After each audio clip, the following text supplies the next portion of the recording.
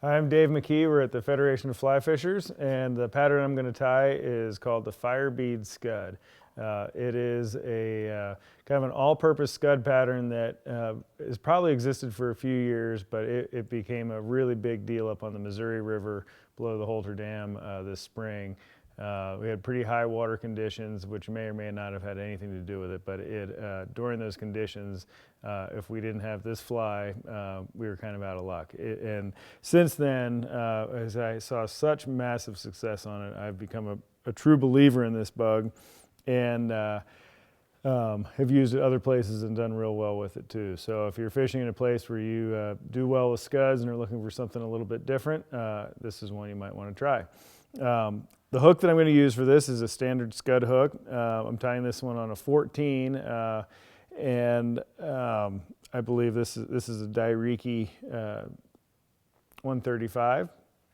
And the bead I'm going to put on here, which is gives the fly its name, is an orange fire bead. So I'm going to put that on there just like any other standard bead head. Put it in the vise. And there we have it. Okay, the thread I'm going to use is a 6/0 gray thread, simply because I'm going to have a gray body on here. We can tie this fly with a variety of colors of bodies. Pink is another good one, and I just simply like to match the thread to the color of the body. I'm going to go ahead and start my thread right on the hook in the back half, get it secure. And the next step is simply to grab what I'm going to use for my ribbing, which is just some silver wire. And I like silver because it blends into the color of the body pretty well. I'm going to go ahead and tie it in and wrap it down around the bend of the hook a little bit. I like to capture the bend of the hook in the fly when I'm tying scuds, just because they seem to have a curved body, and this makes it look a little bit more natural.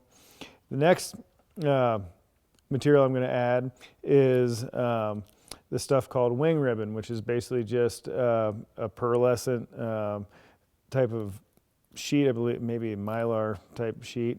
And I like this instead of some of the other options. I don't know if you can see that it's a little bit crinkled. It seems to be a little softer than some of the other options, and it molds to the shape of the body pretty well, which I like. But it gives it a nice, big, flashy appearance to the shell here, which I think is important to this fly. Okay, so we've attached the rib, we've attached what's going to be the shell.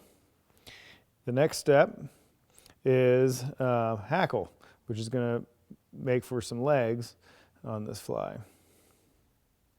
And I'm using a cream colored dry fly hackle here. Typically I would use a much softer hackle when I'm tying wet flies, but it seems like the stiff hackle on this really seems to work well.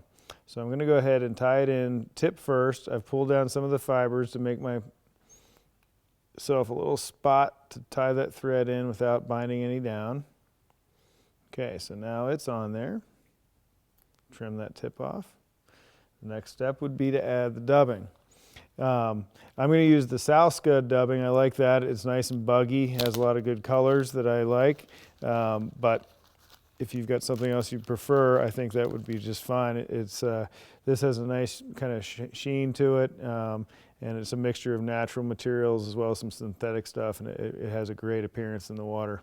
Okay, so I'm going to pull out some thread, and I'm going to sort of loosely dub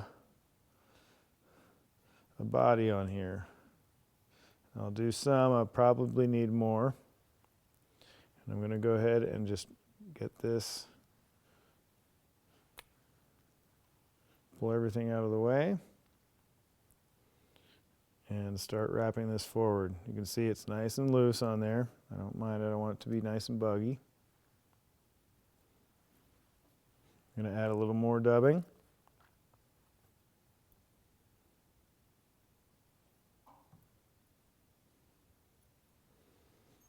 And I'm going to wrap this up all the way to the bead. And once again, it's dubbed on there loosely,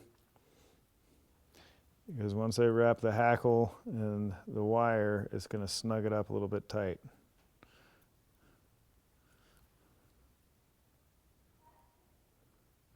Okay, so we've got it right up to the bead. Okay, now the next step is to wrap this hackle. I'm just going to do 4 wraps on here.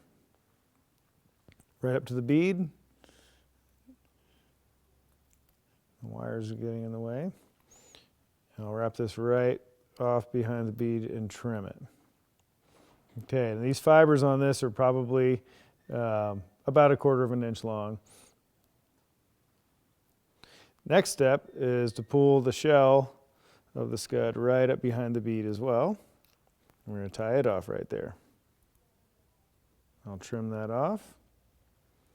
And now we're going to rivet.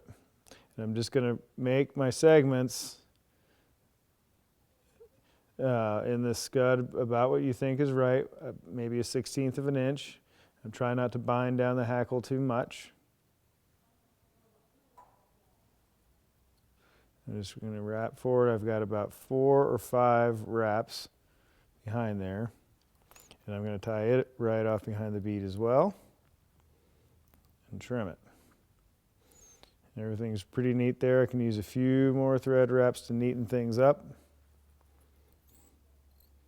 I'll whip finish it. And there you have it, the fire bead scud.